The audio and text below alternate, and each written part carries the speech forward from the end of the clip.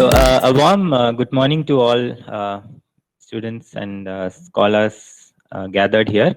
We are very fortunate today to have Dr. Renoh Johnson Chalakkal with us. He is a PhD degree holder from the University of Auckland, New Zealand.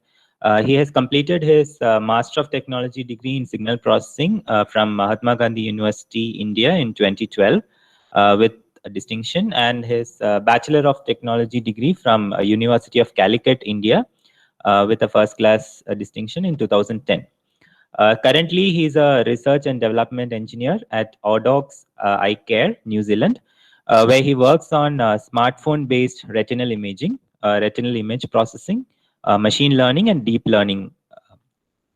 Dr. Renoh is also featured as a blogger on the Education New Zealand website. So we are very fortunate to have you here. And on behalf of the department and our institute, we heartily welcome you to this talk. Over to you, Renoh. Good morning, everyone. So my name is Dr. Renoh, and currently I am working as a research engineer in oDocs Eye Care, which is a private limited company in New Zealand. So when Dr. Srijit approached me to give this technical talk, he asked me to share my experience rather than making this talk like a completely technical one. So I thought I would start my presentation with a brief background on my undergrad studies and master's studies, etc. So basically, I'm from Kerala, which is a southern state. So since this university is in Tamil Nadu, you might be familiar with places in Kerala. So I'm from Kerala, and a large part of my studies was based in Kerala. So I did my schooling in Thrissur, which is a district in Kerala, and I finished my schooling in 2006. Then I did my Kerala entrance exam at that time to get into this bachelor degree, and then I joined for my bachelor's. I completed electronics and communication engineering because at that time it was considered as a prestigious degree, and also the computer science. So I opted electronics and communication engineering and joined a college near to my home because I never wanted to travel far from my home at that time. And then I joined there. And in 4 years, like in 2010, I finished my BTech and wrote these exams for my postgraduate studies, which are like GATE exam and TANSET. So you all might be familiar with these two exams. So I wrote these exams and cleared both. And then I had an option for where to join or where to take up my MTech degree. So at first because my GATE score was not that high, the Dr. Srijit, his GATE score was quite high. So mine was not that high, but I qualified, and so that's why I couldn't get into IITs or even NITs. So sorry. So what I opted was I had also cleared TANSET. So I thought that I could join some colleges in Tamil Nadu, like government colleges in Tamil Nadu, even if it is not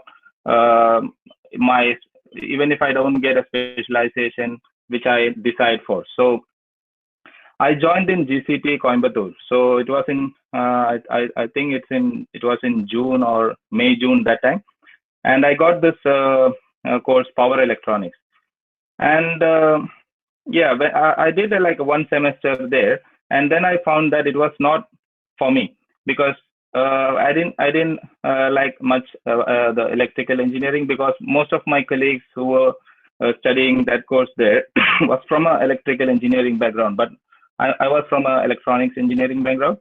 So then I thought I dropped the course and I joined the Rajagiri School of Engineering and Technology, which is again a college near to my home. And they had this new course at that time, which was signal processing. So I checked out the syllabus and I found that quite interesting, and I joined that course. So that was the first time a college in Kerala was offering that course. And we were the first batch actually. So now thinking about that decision that I made during that time, dropping the power electronics and joining the signal processing had helped me like quite quite a bit in my career, in building my career. And that's one advice that I wanted to give to all the students who are doing their master's degree or even bachelor's degree, who might be looking for doing a master's or even a PhD. Just look at the look at the syllabus, or if you don't feel comfortable in any particular stream, just don't continue with it, because it might not be helping you with future career. So that was one decision that I took at that time, and it went well. And then after my master's degree, I joined uh, academia.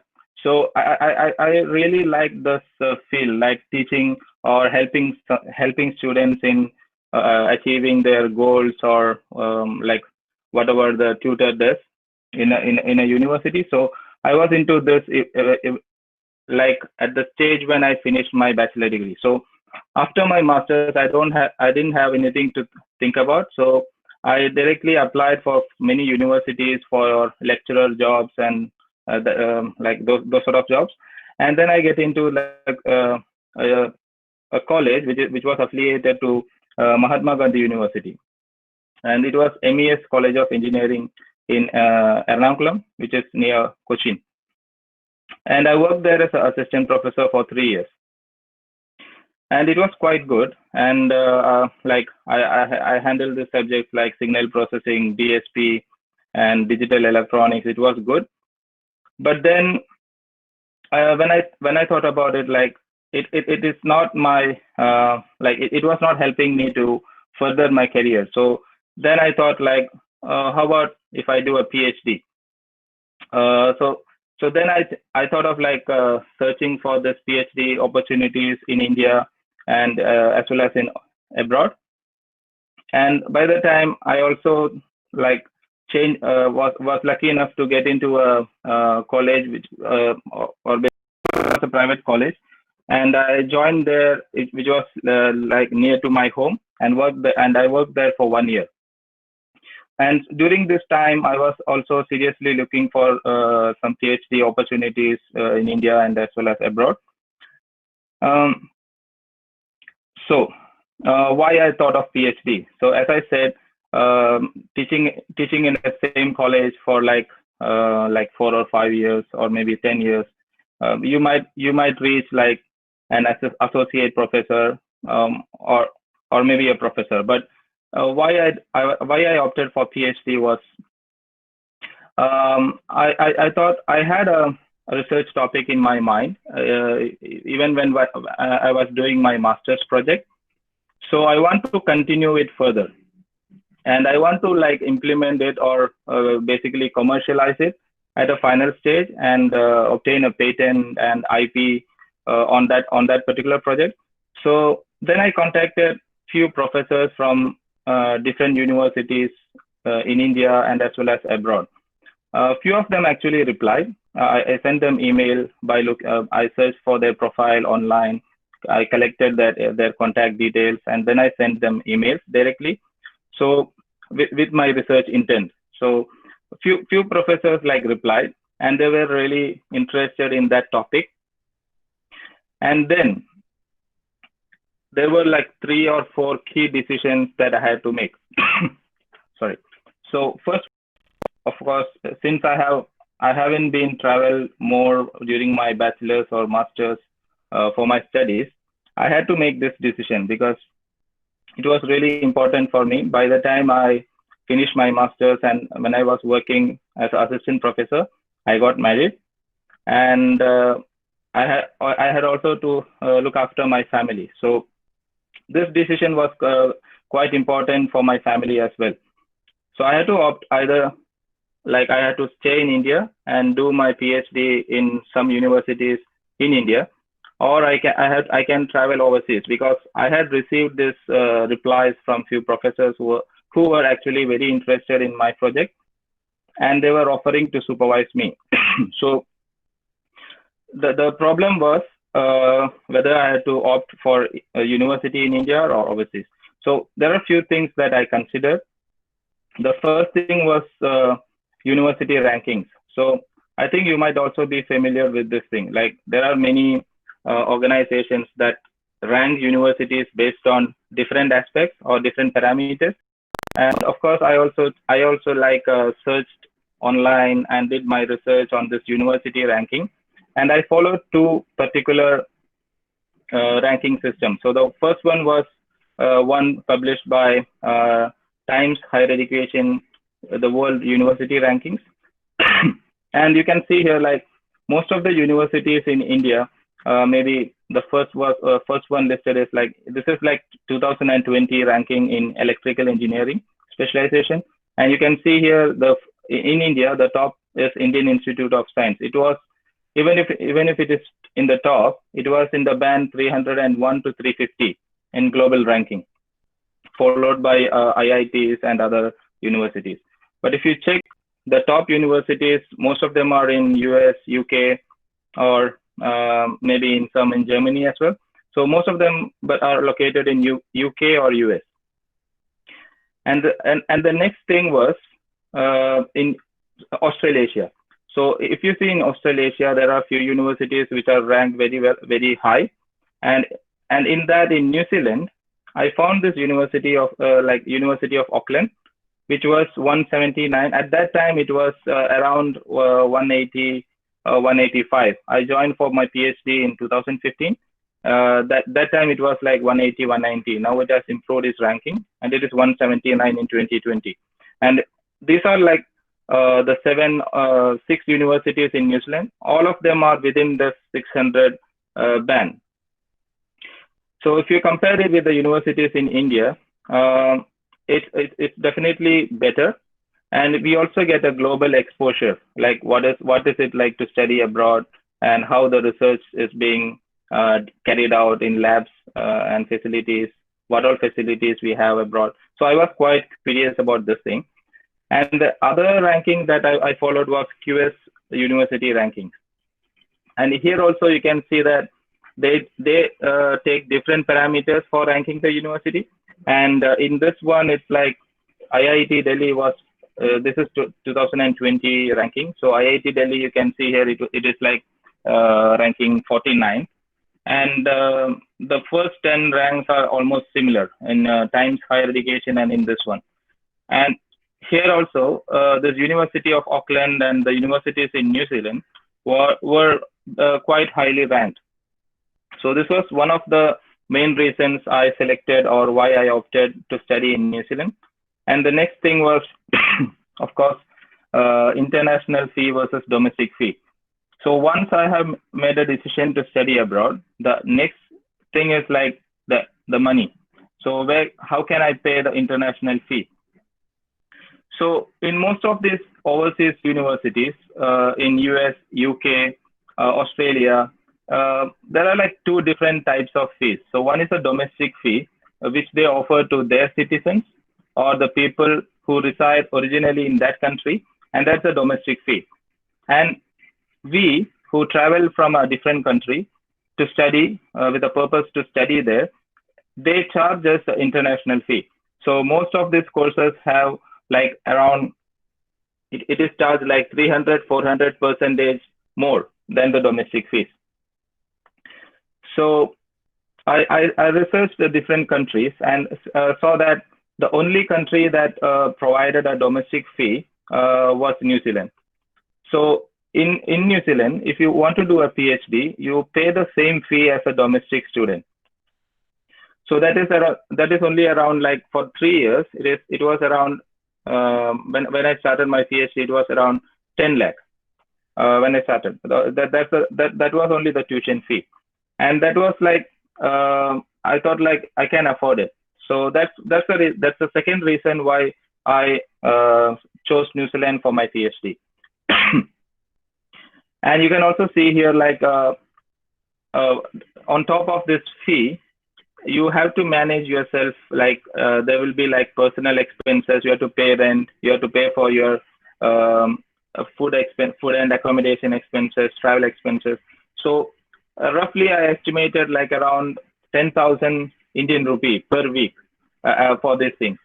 And that same is like, that's a minimum thing, and that's 10,000 is what I have from my experience I used to pay while I was doing this PhD. And then the third thing is, there are these tests that you have to clear. They will check your English language and your aptitude and those things. So for United States and UK and Canada, you have to clear these three tests, or at least one of these tests. So the universities will specify which test you have to clear. So it depends on the universities. The highly ranked universities, mostly they consider GRE. So these are the bands that you have to score. So it is quite competitive. So you can see here in verbal section, you have to have at least 161. Most of you might be familiar with these things, but I am just reiterating. And writing, it's like around 4.4, and quantitative section is like 167 out of 170. So that's with these universities. And then we have this Australia and New Zealand universities. You just need an IELTS score, which an average of like 7 and above. So you have to take an academic version of this IELTS, and you have to score 7 in all the bands. So there are like 4 different bands: reading, writing, speaking, and listening. So I wrote this IELTS and I cleared the bands, and then these 3 steps were over. Like the first one was like ranking, second one was the money, and the third one was the test. So it was all ready. And on top of these 3 things, there were a few other reasons that I considered while selecting New Zealand as my PhD destination. So I want to just quickly go through that. So this I already explained these things. Like in New Zealand, all universities are like in the first 500 ranking, and they offer the domestic fees. So it's only like 12 lakh Indian rupee, right, in 2020 for 3 years. And you can bring your family here with you. When you come to do your PhD, you can bring your family, and they also get a work visa for the same duration while you study.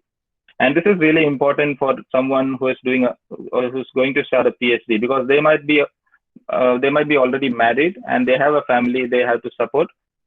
And in this case, they can bring them here, and they can work full time and support you while you are studying. So this is really important. This one point, from my experience, it was very important. And then, of course, you might have watched many videos like how beautiful this country is, and it's also like people are very friendly. So, and especially during now, like COVID-19, and again, New Zealand has proved like it is one of the safest countries to live in. So I was really lucky to be here during this time. And the government is really supporting the immigrant communities here. So unlike other countries, like especially US and few other places, even in Australia, the racism aspect is not that, it's not there. I didn't experience any sort of racism in New Zealand till now. So the government is quite supportive to this immigrant communities. Yeah. And about the admission. So how does the admission work? So as I told before, you have to contact the supervisors directly. You can get their contact details online. So just Google, if you are familiar in your area of research, just Google the name of or important key researchers in your field, and you will get the contact details online from the university website or from Google Scholar, or like other places where the researchers publish their profiles. So get the contact, email them your research abstract or a proposal, and if they agree to supervise you, then you go and take a IELTS test. I'm talking about New Zealand. So if you're planning to go to other universities in other countries, you have to look what test they accept. And then after these 3 stages, you apply to that particular university. And if you have a support of a professor who works there in that university and who has agreed to supervise you, it is like more than 90% your admission will be it will be fine. So there won't be any problem with your admission. And once you do that, then you apply for a visa, a student visa for doing your PhD. And it might take quite for New Zealand. It is now taking like around. It was taking 2 to 3 months before this COVID lockdown came. Now the borders are closed, so no visitors or no immigrants can travel to New Zealand now. But it will be reopening soon in maybe next 2 months, and after that it might take like 2 to 3 months for your visa. And then when you get the visa, you travel to New Zealand or whichever country you want to go to do your PhD or master's, and enroll. So in New Zealand, you can enroll for PhD in any first day of a month. So it's not like there is no like a specific time the PhD course begin. So you can join like any first day of any month, provided your supervisor is okay with it. So yeah, and after you start the PhD here, I'm talking about in New Zealand universities. So the first year is a provisional year, and once you finish the first year, mostly you do the literature survey and background studies and those things, and you identify a research gap that you are going to work in the next 2 years. So that's the basic aim of doing the first year. And after your first year, you have to give a presentation. That's it. So you have to give a presentation to the department board. There will be like different people from different what you call chair. You might be familiar with it. So you have to give a presentation before this committee. And once they feel that you are okay to continue, or you are 100%, they are confident in you that you can complete this research in 3 or 4 years, then they will make your enrollment confirm. That happens after 1 year. And then you do your actual research. So it can take up to 3 to 5 years. So the minimum submission time is 3 years in New Zealand universities, and you can go up to 5 years. And you also get a guaranteed scholarship if you have a GPE above 8. So this GPE is different from GPA. I think you might be familiar with this thing. And in case you are not familiar, you can calculate your GPE here. So this is like a option provided by University of Auckland. So if you go to this link, you can check your GPE, and you can convert your GPA, a grade point average, to GPE. So it is grade point equivalent. So they convert your GPA of your recent degree that you have earned from overseas, which might be mostly master's degree. So they convert that GPA to GPE. And if you have a GPA above 8, you will get 100%, you will get a scholarship. So that will cover your entire fee, and also they will provide you a stipend, which is enough to support you and your family here. So that's how I was lucky, because I got the scholarship from the New Zealand government, and it covered my entire tuition fee, and also provided me a stipend through which I was able to support my family here. Yeah. And coming to my actual research, so what I did for my PhD. So it was an extension of my master's thesis. During my master's thesis, I worked on automatic retinal vessel segmentation. So I developed a technique to extract the vessels from the fundus images. And I thought like I could continue it, or I could take it to the next stage in my PhD research. And my supervisor was also okay with it.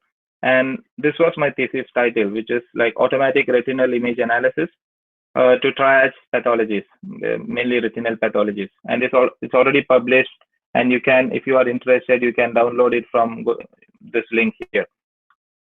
So I can share this presentation after this talk. So if you are interested. So what I did for my PhD, it was like in 3 different stages. So first was automatic retinal image analysis itself. So it consisted of like developing many pre-processing techniques, and identifying, detecting, and segmenting different structures.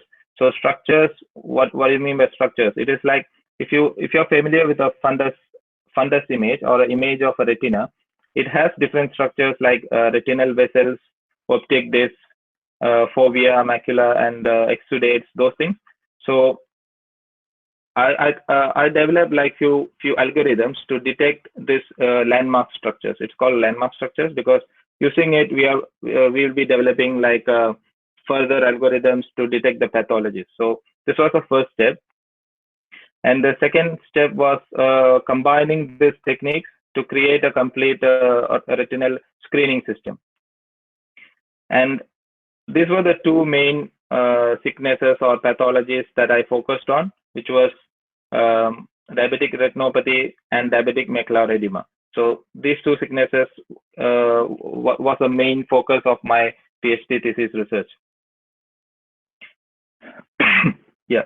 So this is the entire flow chart or flow diagram of my thesis. So if you are doing your master's research, or especially the PhD scholars working there, it would be good to before you start your thesis writing, at least writing the thesis, just try to create a rough flow chart or flow diagram of different stages or different chapters, like what in each chapter what you are planning to discuss. And once you do that, so if you do this as your first step, then writing a thesis will become more easy for you, uh, because you have a proper structure there, and someone who is going to evaluate or examine your thesis will get a better picture by just looking at this flowchart, something like this. So in my case, I had like 6 chapters. The first chapter, of course, it was like literature survey and background studies. Chapter 2 was like database acquisition, and you can see that here. I don't know if it is clear or not, but if you are able to see this, chapter 2 is like a database acquisition, and each chapter is like talking about different algorithms. So it was like quite clear from this diagram for an examiner what this thesis is talking about. Even if they are not reading your entire chapters, but just by looking at this flowchart, it's clear for them. And the goal of my PhD research was to develop a automatic screening system. And I faced it in 3 different phases. So the first one was database collection. And this step was quite important because it is where we where we plan like what sort of data we need, and from where you are going to collect, and what are the ethics approvals that you need to collect this data, and what are the things that you can use from this data that you collect, because it's a medical data, and in medical data, as you might be aware, you cannot reveal the patient identity, and there are like many regulations that we have to follow if you are planning to use this data of a real patient. And that was phase 1. And then phase 2 was designing and developing this different image analysis, retinal image analysis techniques. I explained it before. And these are the 3 different structures that I was trying to locate, which is retinal vessels, optic disc, and macula and fovea. And once that was done, the next task was to combine this different image analysis techniques and implement a complete screening system. And one of the main target was to minimize the dependency on the labeled images. So if you are familiar with AI, machine learning, deep learning, you might know that this in order to develop any classification algorithm, you need like a huge number of data or huge number of data samples. So one of the major aim in my case was to design a system which depends on minimal number of what you call retinal images, and it's very hard to get like images which are actually affected by this pathology. So that's why we focused on minimizing the number of retinal images, and we were like quite successful in doing that. So these are like the 3 different phases. And yeah, these are like so the main how a person evaluate your research. It's definitely it's through your research publications. So if you publish like in good reputed journals your research outputs or research outcomes, it's easier for an examiner to analyze what you have done or what is the contribution that you have made. So I was able to, like, during the first year, I was able to publish a paper in ICASP, which is like a very reputed conference in signal processing field. And it was based on this retinal vessel segmentation technique. So that's a paper here, which is like automatic segmentation of retinal vasculature. So that was the first paper that I published during my PhD, followed by a database collection paper, which was also published in an international conference. So these two were like the conference papers. So by the end of second year of my PhD, I had these two conference papers. So my confidence level in conducting this research was becoming better because I had two conference papers while completing the second year. Then the third publication was actually a journal, and it was based on this automatic landmark structure detection. So that was published in IET image processing. So that was based on an algorithm which we developed to detect this optic disc phobia, and it was published in IET image processing, and followed by a few other publications. So there were like 5 or 6 publications. Out of that, 3 were journal publications, and this publications they really helped me in finishing my PhD in the stipulated time. So I took 4 years to complete my PhD, and yeah, it was like so you must have your supervisor's support throughout your PhD journey. Otherwise, it is going to become like it won't be an easy journey for you. So luckily for me, my supervisor was quite supportive, and that's the reason I was able to complete this in like within 4 years. So this were like the few other publications, and this was my last publications. And here what we tried to do was like nowadays it is like a common approach of applying deep learning everywhere, even if it is not necessary. So what we thought was like, why can't we use a simple classifier to do a complex classification task?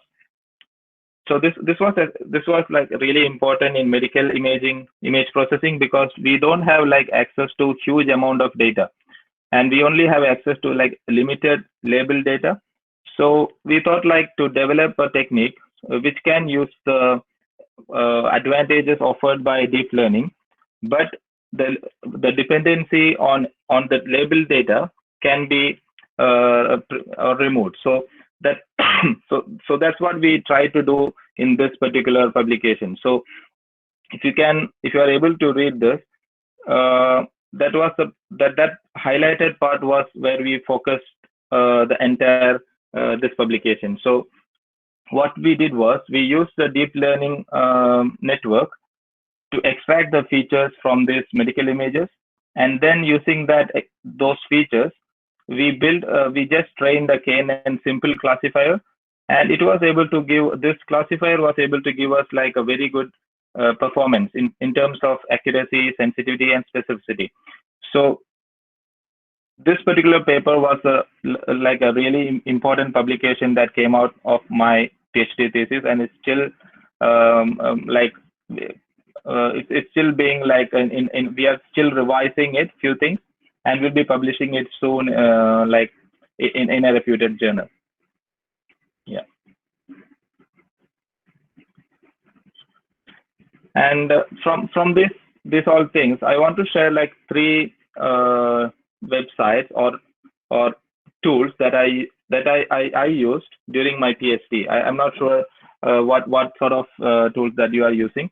The one was like a citation tool, and then other one was, so these 3 things. So this mentally it is like a reference management software. So I don't know if you are using it or not, but what I felt was it was really easy to use this reference or citation management software. I tried to use few other things as well, like EndNote, RefWorks, and all, but this was really like easy to use it, because you can directly like download the reference directly from your web browser. So when you search something, you can directly download the citation through that web browser. And then if you are using LaTeX, you might be using LaTeX. You can use you can use this overlays. It's an online LaTeX editor. You might be using it. I just want to like go through it again. So and then the other one is Journal Finder. So not all journals are like quite reputed. So in order to search the journal ranking, you can use this SJR, Simago journal search. So they provide like quite a good analysis of different journals in different areas of research. Yeah. And once I finished my PhD in 2019. So after finishing my PhD, what next? So that was the next question. So research career. So during my PhD, during the second or third year, and I think this is really important for most of who are doing like PhDs. It is really important to collaborate with industry while you are doing your research. And you can do this by participating in different competitions. I'm not sure about your university, but there are these different innovation challenges and the competition, research competitions that you can participate. And when you do that, once you are like finishing your PhD, you don't have to like go and attend a different interview.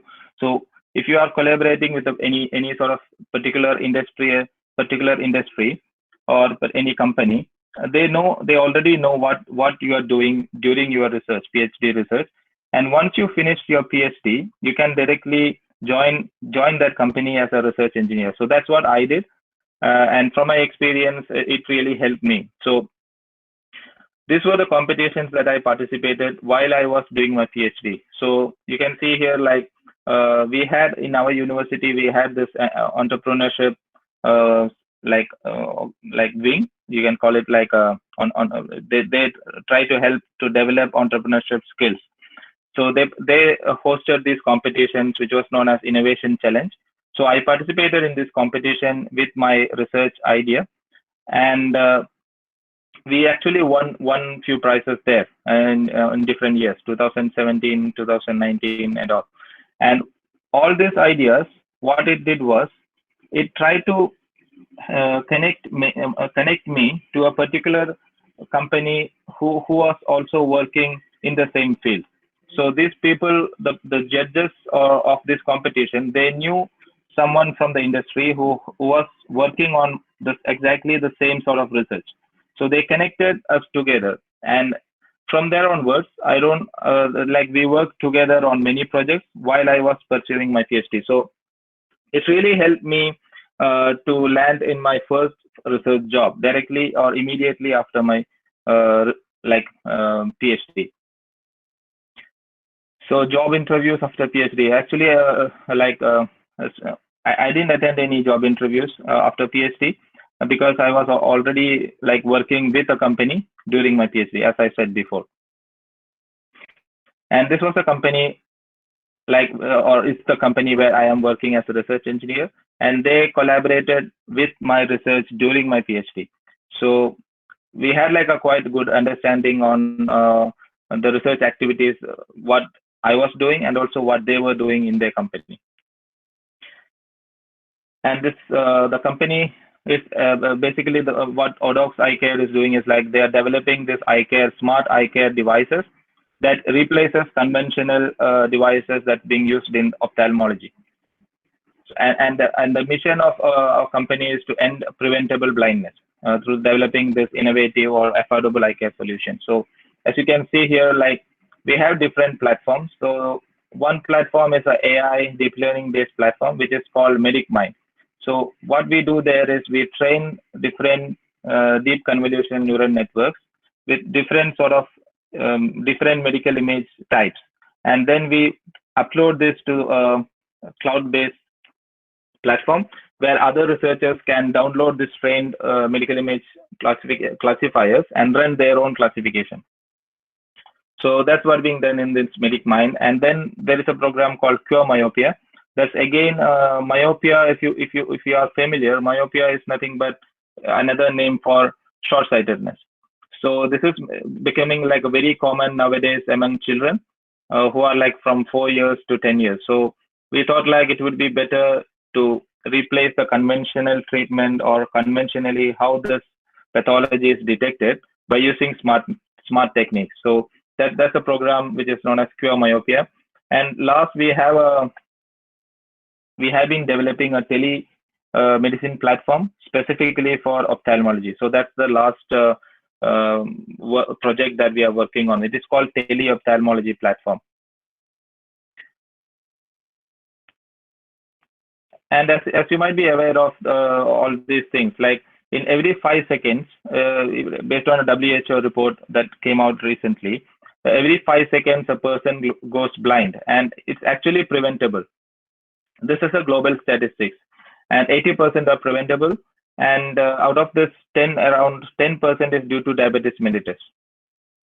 And looking into New Zealand alone, there are around 180,000 people who are visually impaired. So considering all these things, we thought like this research, what we're doing is really impactful, and it is being supported by many government fundings and grants.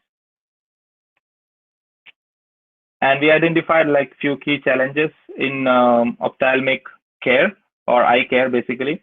These are different challenges that we identified: limited workforce, wait time or travel time for a patient to see a specialist, and more importantly, the specialist equipments. So the equipments which is being used by the clinicians or optometrists are like rudimentary, which were invented like around 130 years before. So we wanted to like what do you call entirely change those equipments and bring a parallel set of equipments which are smart and it's easy to use and also economical. And then the confidence in initial diagnosis. So this optometrists who are like the basic technicians, they're not specialists.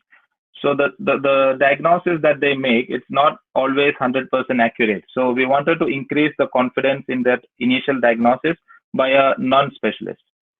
And then finally, we wanted to reduce the unnecessary referrals.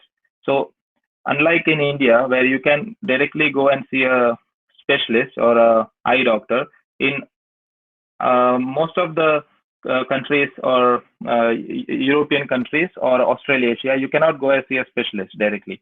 First, you have to go see a general practitioner. They call it as a GP, who is not trained on specific pathologies, but they conduct this general screening. And most often, it's like the opinion that they have, it's not correct, it's not accurate. So what happens is the referrals that they make to specialists are actually unnecessary, and this causes a heavy economic burden on like healthcare in most of these countries. So we developed like this 3D printable smart ophthalmic care devices, and we made it like open source. The designs can be downloaded online, and anyone can 3D print these devices. So we were the first company to do that actually. And coming to the products, we have like two different products. So one was already launched in 2018. It was a smartphone-based ophthalmoscope, which is known as oDocs None. And the second device, which we launched this year, is a fundus camera. As you can see here, you can actually see the back of the eye, which is called retina, using these devices. So these devices are replacing a $40,000 device, which is called a fundus camera, which is a bulky device, and it's not portable. And the cost of these smart devices that we develop is only like so the oDocs None is around $1,600, and the second one is $5,000. So it's almost 5 to 10% of the original cost of this bulky conventional equipment. And we also have like few algorithms to stitch these images together to increase the field of view, or basically montage applications. So you can see that here is already published online. And this is the telehealth portal that we are currently working on. It's similar to other it's similar to other telemedicine platform, but the difference is It's developed specifically for eye care. So our smart devices or ophthalmic care devices, which I explained before, can be used with this telehealth portal to conduct a remote examination. So this is how it looks like. It's still in development, and this can be used in three different cases: emergency, screening, and self-care. So when a patient comes to a optometrist or a general practitioner, they can call a specialist directly using our smart devices. And this platform is what we call it as a teleophthalmology platform. So we have been developing this for like last 3 months, and it's still in the beta testing stage. And it can be used in emergency, and it can be used in screening, where a patient, when he visits a non-specialist, he can use one of our devices, and through the devices it can connect to a cloud-based service where we have already pre-trained many AI-based networks, which will give them a second or a second opinion, like what this person sickness level is, and whether he has to be referred to a specialist, those sort of things. And the last thing is, the next thing is the Cure Myopia project. I already told this. So these devices can also identify the level of myopia or the short-sightedness in the children, and it can be also supported by this pre-trained AI. And the last one is a self-care, where a patient themselves can conduct the screening. So this we are conducting right now. We are conducting a case study on this. We have given one of our smart devices to a patient directly, and we have trained them or their partner to operate this device attached to a smartphone. So you can see that that's a real case study that we are conducting in a hospital right now. So carrying on, these are the ongoing research that we do. And if any one of you are interested in these researches, you can contact me. So the first one is like developing a mobile smart technology to screen these different pathologies. So this is being funded by one of the reputed organizations in New Zealand, which is Precision Driven Health, and our company. And the next one is to develop a myopia screening system, which is funded by Health Research Council. And then the teleophthalmology platform, which I am currently working on. And then ocular anterior segment photogrammetric tomography. So that's another system which is being proposed for eye care segment. And then the last one is like a AI-based non-contact retinopathy of prematurity detection system. So that's mostly towards the detecting one of the particular sickness mostly occurring in the children age group from 4 to 10 years. So these are the ongoing research, and if anyone of you are interested in this, you can contact me directly, and we can have a discussion. Yeah, thank you. That's it. If you have any questions, you're welcome to ask. Thank you, Renoh, for that wonderful talk. I'm sure the audience might have really enjoyed your journey of life. I would say, starting from your undergrad and I hope it is useful. I hope it might have really inspired people who are really looking forward to traveling abroad. So let me thank on behalf of the department and institute for taking time out of your busy schedule and delivering this talk. Now I request the audience to ask your questions. Hello.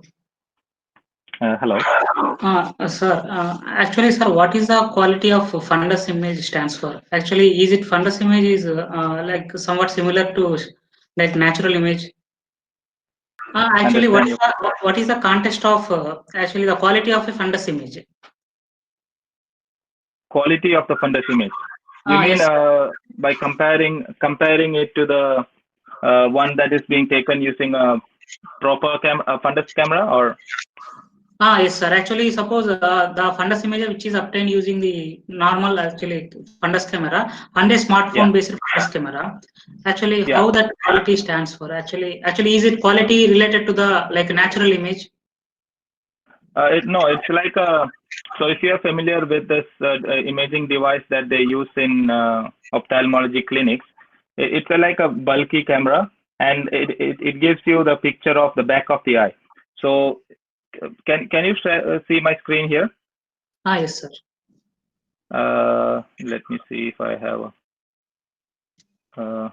Can you see this? Yes, sir. Yeah, so these are like basically the images that we take using the camera that I showed. So if I let me see if I can show this. So can you see these images? Yes, sir. Yeah, so these are basically the images taken using the camera that we have developed, and it is like on par with the other images that is being captured using the proper fundus camera. I hope I have answered your question. Yes, sir. Actually, that I understand, sir. Actually, here the quality stands for here. Some of the images are which are affected by cataract. Because of the cataract, we Yeah. are not able to see the visual structures that is present in the fundus image. That's right. Is quality stands for inability to get the structures, or quality stands for like a camera sensor quality, like noise. Yeah, it actually is like both. So it depends on the camera, like the optics quality. So we run like rigorous testing before we launch a product to the market. So it's quite unlikely that it is the low quality images are due to the device. It might be due to different pathologies. So as you said, in cataract, we might not be able to see most of the structures in the eye, even using a proper like a conventional fundus camera. Yeah. Okay, sir. Okay, thank you, sir. Other questions, please. Sir, how do you validate your results in your experiments? For example, in machine learning, we'll have our ground truth. Based on that, we'll validate our results. Then how do you validate your results of your data sets if the ground truth is not available for such case? You mean the you said like that you said that most of the times you collected data in such a way that the ground truth is not there, something like that, right? Yes. So it's like a rigorous process. So we want to like get the support from the specialist ophthalmologist, okay, who has to actually really help us to mark this data that we collect. Yes. So that was really the hard part. So we cannot, as you might be familiar, we cannot do anything, or we cannot train a system without labeled data, right? Yes. That was my doubt actually. How do you train without labeled? Okay. It was like with labeled data, but during the last part of the research, as I mentioned, we used the deep learning network to extract the features. So we didn't have like enough data. So we had like around 2,000 images only, marked images. Okay. But once you extract the features using deep learning, which was not a trained network, and then we use a class balancing technique to make the both classes like balanced together. Okay. Yeah. Like data augmentation and stuff. Not data augmentation. It was like a different technique that we use. It's called a minority class oversampling. Okay. SMOTE. Yeah. Okay. All right. If not, let me thank the speaker once again. Thank you, Renoh, so much for giving this talk.